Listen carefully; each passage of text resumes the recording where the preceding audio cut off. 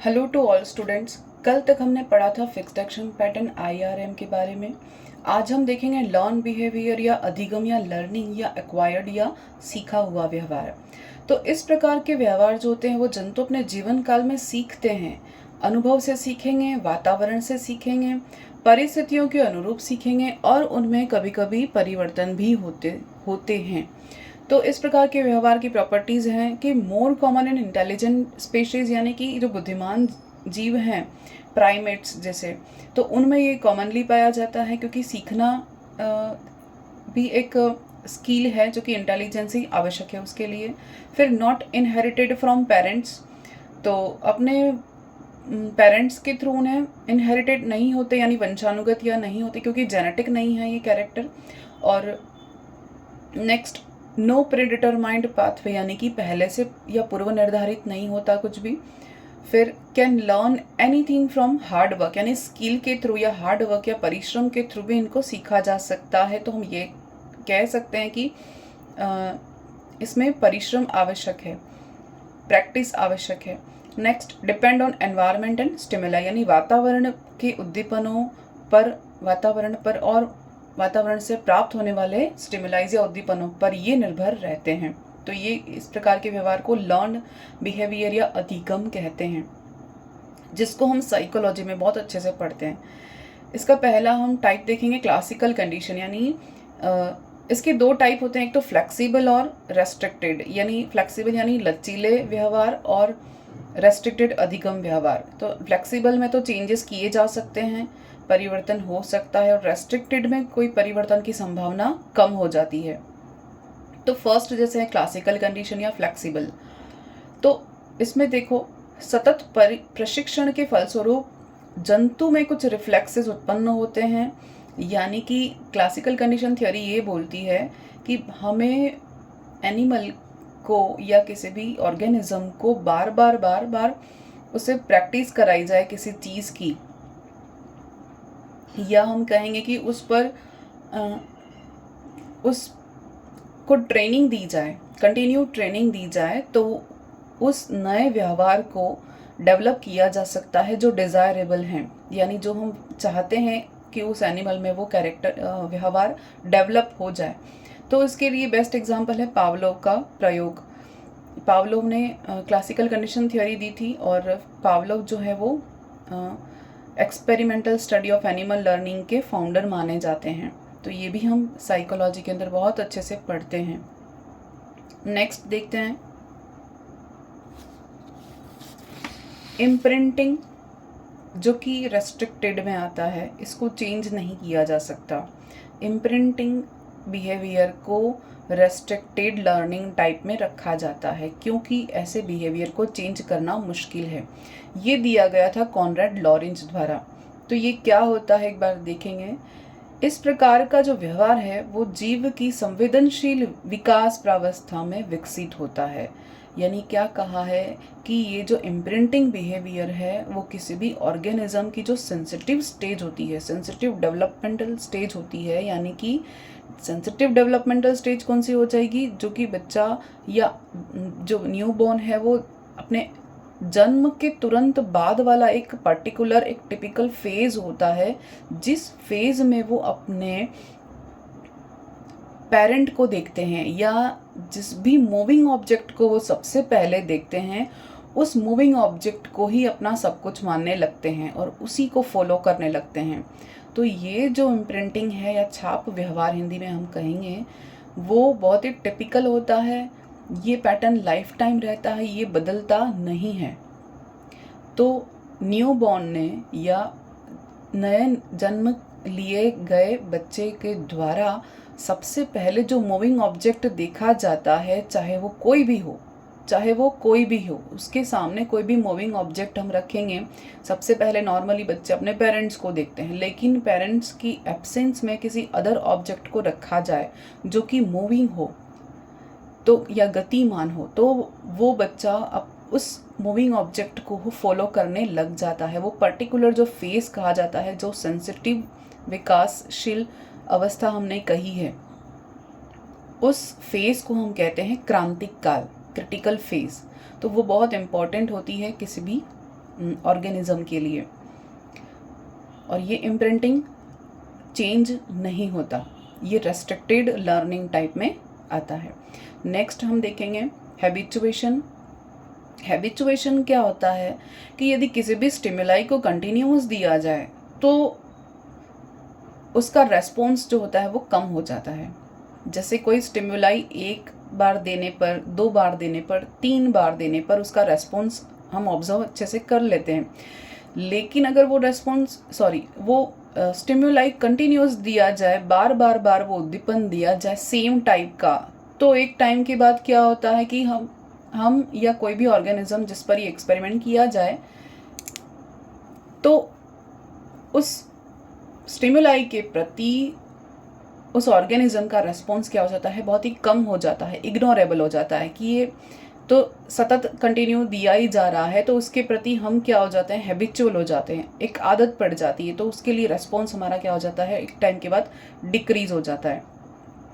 जैसे एग्जाम्पल अच्छा सा है कि मानवों का भारी शोर के प्रति हैबिचुएशन या हैबिचुएट हो जाना, कि एक बार शोर होने पर हम थोड़े से डिस्टर्ब होते हैं, बार बार होने पर हम उसके लिए क्या हो जाते हैं, हैबिचुएट हो जाते हैं। नेक्स्ट ऑपरेंट कंडीशन या क्रिया प्रस्तुत अनुबंधन भी कहते हैं। ऑपरेंट कंडीशन में हम देखते हैं कि ऐसा व्यवहार जो कि बार बार ट्रायल और एरर के बेस पर डिपेंड हो, यानी कि ऐसी लर्निंग जो कि ट्रायल और एरर से सीखी जाए। गलती करने, एक बार प्रयास करेंगे, प्रैक्टिस करेंगे, फिर उससे गलती होगी, उससे सीखेंगे, फिर नेक्स्ट प्रयास करेंगे, फिर गलती होगी, फिर उससे सीखेंगे, तो इसको प्रयास और त्रुटि का सिद्धांत कहा जाता है। ये दिया था थॉर्नडाइक ने, और ये साइकोलॉजी में हम बहुत अच्छे से पढ़ लेते हैं। तो यहाँ पर सिर्फ टाइप है, तो उस बेस पर हम थोड़ा सा एग्जाम्पल के बेस पर ही देख रहे हैं। तो ऑपरेंट कंडीशन थ्योरी कही जाती है, इसे क्रिया प्रस्तुत अनुबंधन भी कहते हैं और ट्रायल एरर थ्योरी भी कहते हैं। नेक्स्ट है लेटेंट बिहेवियर। लेटेंट बिहेवियर क्या होता है, कोई भी एनिमल ऑर्गेनिज्म जब अपनी नई सराउंडिंग्स को एक्सप्लोर करता है तो उससे वो सूचना या इन्फॉर्मेशन प्राप्त करता है, जिससे वो कुछ सीखता है। तो ये कोई भी ऑर्गेनिज्म या जीव है, उसके द्वारा प्राप्त सूचना उसके लिए उस वक्त काम की नहीं होती है, लेकिन यह सूचना उसके भविष्य के लिए वो स्टोर रह जाती है। यानी कि कोई भी कार्य सीखना या किसी नई जगह पर जाना, किसी नई चीज़ को देखना, उसको एक्सप्लोर करना, वो उस टाइम तो उसके लिए काम का या उपयोगी नहीं होता, लेकिन अगर वो सेकेंड टाइम जब उस प्लेस पर जाएगा जो उसने फर्स्ट टाइम एक्सप्लोर की थी, तो सेकेंड टाइम उसे वापस से याद आ जाता है कि हाँ, ये चीज़ मैंने पहले देखी हुई है, या पहले मैं यहाँ से इस ऑब्जेक्ट को मतलब बिहेवियर फैमिलियर हूँ। तो एग्जाम्पल हम देख सकते हैं कि कोई स्किल सीखने के बाद आवश्यकता पड़ने पर उसका वापस से उपयोग में आना, तो सेम टाइम तो वो काम आए ना आए ये ज़रूरी नहीं, लेकिन कुछ टाइम के बाद या आफ्टर लॉन्ग टाइम अगर वो वापस से उस ऑब्जेक्ट के टच में हम आएंगे तो मेमोरी हमारी रिकॉल हो जाती है। इसको हम कहते हैं लेटेंट बिहेवियर। एग्जाम के लिए इम्पॉर्टेंट है। नेक्स्ट है इनसाइट लर्निंग। इनसाइट लर्निंग को हम हिंदी में कहते हैं अंतरसूझ का सिद्धांत। ये भी साइकोलॉजी का ही चैप्टर है, टाइप है। इसमें जो वैज्ञानिक हैं वो हैं कॉहलर, वर्दीमर और कोफका। ये 3 वैज्ञानिक हैं, इन्होंने दिया था। तो ये एक लर्निंग का हाईएस्ट फॉर्म है, यानी कि सबसे उच्च स्तर का माना जाता है सीखने का जो टाइप है, अधिगम का प्रकार। तो इसमें क्या होता है, use of thoughts and reasoning for solving a problem, यानी कि किसी भी समस्या को सुलझाने के लिए विचारों का और तर्क का प्रयोग किया जाना। इसके पहले तक सब ट्रायल एरर के लगभग और प्रैक्टिस के बेस पर डिपेंड थे, लेकिन यहाँ पर क्या है, प्रैक्टिस नहीं है, ट्रायल एरर नहीं है, यहाँ पर सिर्फ अपनी अंतरसूझ, अपनी सूझबूझ लगानी है और फिर सीखना है।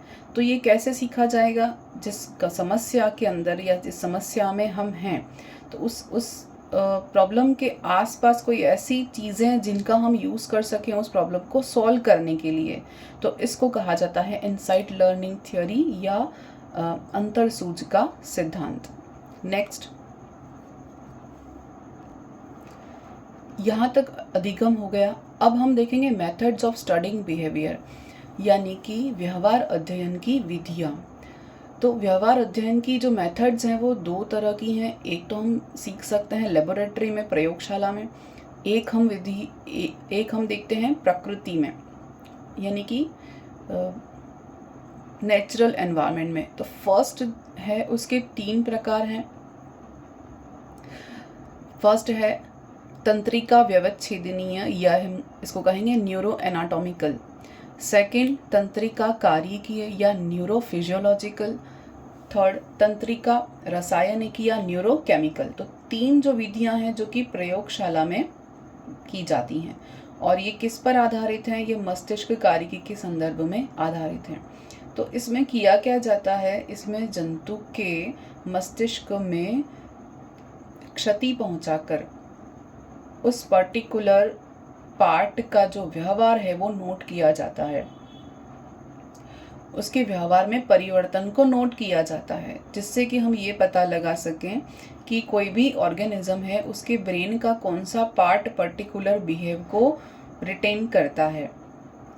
इसको हम डिटेल में देखेंगे। अभी सेकेंड टाइप जो है प्रकृति, उसमें 4 प्रकार हैं। पहला है एड लिबिटम, या इसको यथेच्छ भी कहते हैं। सेकेंड नायक चयन तकनीक या focal animal sampling technique. Third क्रम वीक्षण तकनीक या स्केन सैम्पलिंग टेक्निक। और फोर्थ समस्त घटना यानी ऑल अकरेंस टेक्निक्स। तो इसको डिटेल में पढ़ेंगे एक एक करके। तो इसमें होता क्या है कि मनोवैज्ञानिक जो हैं उनका सबसे बड़ा लक्ष्य या पहला लक्ष्य ये होता है कि मस्तिष्क के कार्यों के स्थान का पता लगाना, कि मस्तिष्क का कौन सा भाग किस व्यवहार के लिए उत्तरदायी या जिम्मेदार होता है। तो यहाँ पर प्रयोगशाला विधि के अंतर तो ये देखा कि मस्तिष्क को क्षति पहुंचाकर उस पर्टिकुलर पार्ट से कौन सा बिहेवियर जनरेट होता है, कौन सा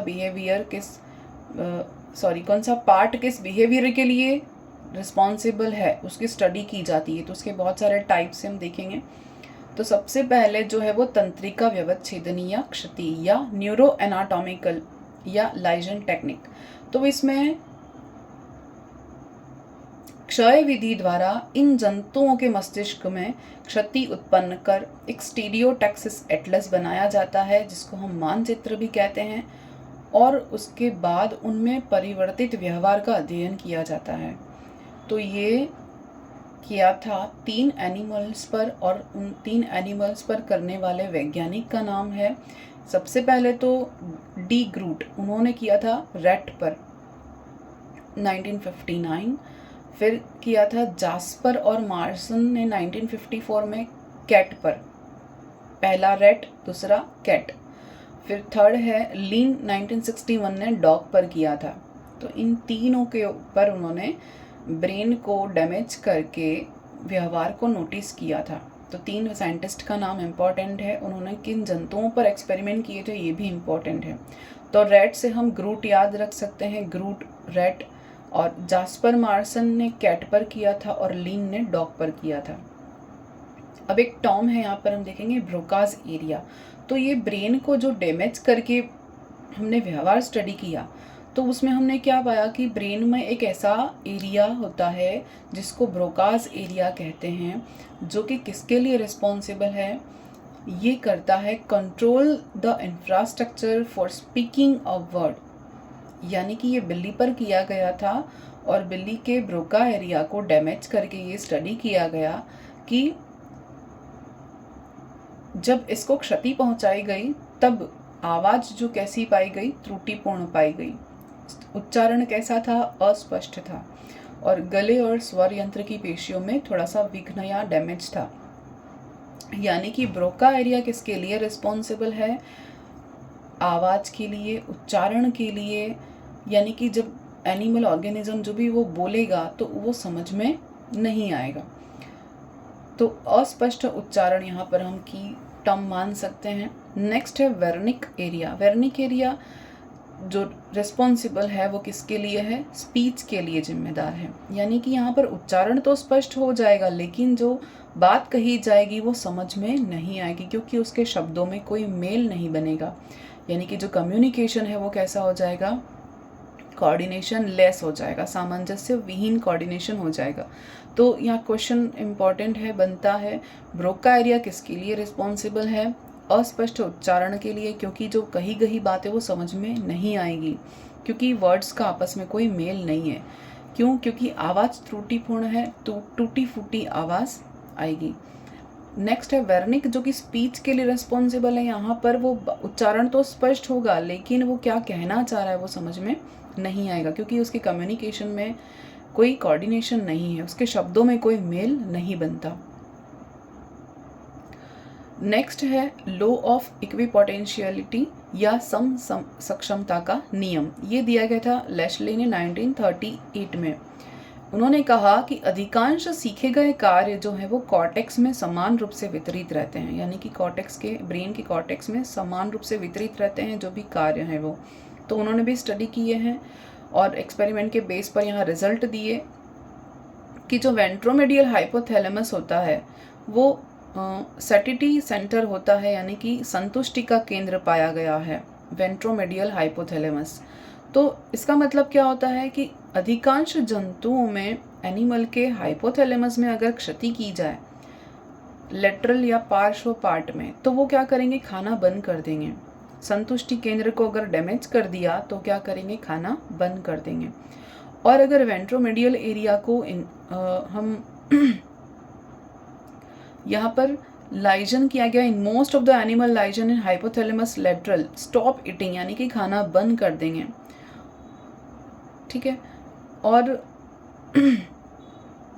वेंट्रोमेडियल एरिया को क्षति पहुंचाई गई तो क्या करेंगे? वो खाने की भूख, यानी कि भूख को बढ़ा देंगे। तो यहाँ पर जो वेंट्रोमेडियल पार्ट है वो किसके लिए? हाइपोथैलेमस का सैटिटी सेंटर के लिए जिम्मेदार है। Next important, amygdala part of hypothalamus. तो बिल्लियों में प्रयोग किया गया कि एमिगडेला सेंटर को अगर डैमेज किया जाए तो क्या होगा? बिल्लियों में आक्रामक व्यवहार को नोटिस किया और हाइपर सेक्सुअलिटी को नोटिस किया। और जैसे वेंट्रोमेडियल हाइपोथैलेमस को डैमेज किया तब क्या उन्होंने ऑब्जर्व किया कि हाइपर सेक्सुअलिटी जो है वो डिक्रीज हो गई, यानी ये व्यवहार कम हो गया। प्रारंभ में यह विधि सहयोगी थी, लेकिन अधिक आगे प्रयोग से स्पष्ट होता गया कि मस्तिष्क उच्छेदन यानी डैमेज करने की जो टेक्निक है उसके कारण ब्रेन के आसपास के जो टिश्यू हैं वो भी डैमेज हो जाते हैं।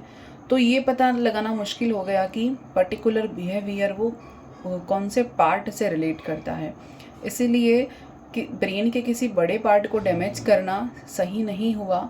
इसके स्थान पर एक और नई विधि आई जिसको हमने एस्पिरेशन मेथड कहा, या दूसरी है लेज़र बीम का प्रयोग किया जाना। तो ये दो विधियां बाद में डेवलप हुई, जिसके बाद सेकंड वाला जो पॉइंट हम पढ़ेंगे उसको स्टडी किया गया, जो कि है तंत्रिका कार्य की तकनीक, जो डिस्कवर किया था गैल्वेनी ने 1786 में। तो इसको हम इलेक्ट्रोफिजियोलॉजी भी कहते हैं। इसमें क्या है? व्यवहार प्रदर्शित करते हुए जंतु के मस्तिष्क के विद्युतीय गतिविधियों का अंकन किया गया। तो पहले हम क्या कर रहे थे? ब्रेन के बड़े पार्ट को डैमेज कर रहे थे, लेकिन अब ऐसा नहीं करेंगे। अब एक पर्टिकुलर छोटे से पार्ट में निडल की हेल्प से या इलेक्ट्रोड्स की हेल्प से हम उस पार्ट को हल्का सा डैमेज करेंगे और वहाँ के होने वाली जो गतिविधियाँ हैं उस पार्ट के कारण जो बिहेवियर जनरेट हो रहे हैं उसको स्टडी करते हैं। तो पहला है इसमें इलेक्ट्रिकल स्टिमुलाई एक्सपेरिमेंट्स। तो कुछ वैज्ञानिक हैं, उन्होंने किस पर प्रयोग किए, ये एक शॉर्ट में यहाँ पर एक लिस्ट है। एडवर्ड हिट्जिग ने किया था सोल्जर पर प्रयोग, फिर फ्रिश और हिट्जिग ने किया था डॉग पर प्रयोग, डेविड फेरियर ने किया था मंकी पर, फिर बार्थोलो ने किया था मैन पर, और RW हेस ने किया था ब्रेन पर जो कि कैट का था, और बर्जर ने किया था ह्यूमन ब्रेन पर। और उन्होंने क्या डिस्कवर किया? EEG यानी इलेक्ट्रोएन्सेफेलोग्राम को डिस्कवर किया। नेक्स्ट है type of wave in human brain. तो जो इन्होंने EEG यानी कि इलेक्ट्रोएन्सेफेलोग्राम जो डिस्कवर किया बर्जर ने, उसके बेस पर उन्होंने चार प्रकार की वेव को स्टडी किया जो कि ह्यूमन के ब्रेन से निकलती हैं।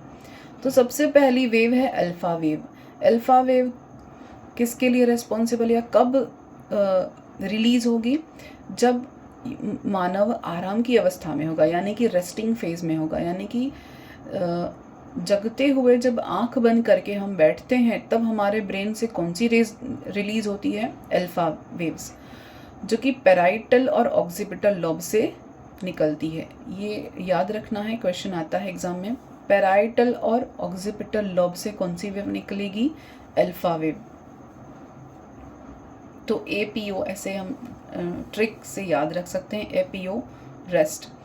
फिर बीटा वेव्स जो कि कहाँ से रिलीज़ होती है? फ्रंटल लॉब से रिलीज़ होगी। और किस अवस्था में रिलीज़ होगी? जब दैनिक सजगता होगी, यानी जब रूटीन में होते हैं, कंसंट्रेट होते हैं अपने कार्य के प्रति, विचारों के दौरान, यानी कि जब हम एक्टिव फेज में होते हैं, अपना डेली रूटीन करते हैं, तब कौन सी रेज निकलती हैं? बीटा वेव्स निकलती हैं। नेक्स्ट थीटा वेव्स कब निकलेंगी? जब हम हेलुसिनेशन की अवस्था में होंगे या नींद की प्रारंभिक अवस्था में होंगे, यानी कि जब रात को सोते समय जो फर्स्ट जो फेज होता है, जब नींद आधी आती है नहीं आती है, शुरू की अवस्था जो हम कहते हैं इनिशियल स्टेज ऑफ स्लीपिंग, तो वो कही जाएगी थीटा वेव्स की अवस्था। तो ये होती है ऑक्सीपिटल और टेम्पोरल लोब से। ये थीटा वेव कहाँ से निकलेंगी? Occipital lobe and temporal lobe से। फोर्थ है delta wave during deep sleep, जब हम गहरी नींद की अवस्था में होते हैं तब कौन सी वेव रिलीज होती है? डेल्टा वेव रिलीज होती है।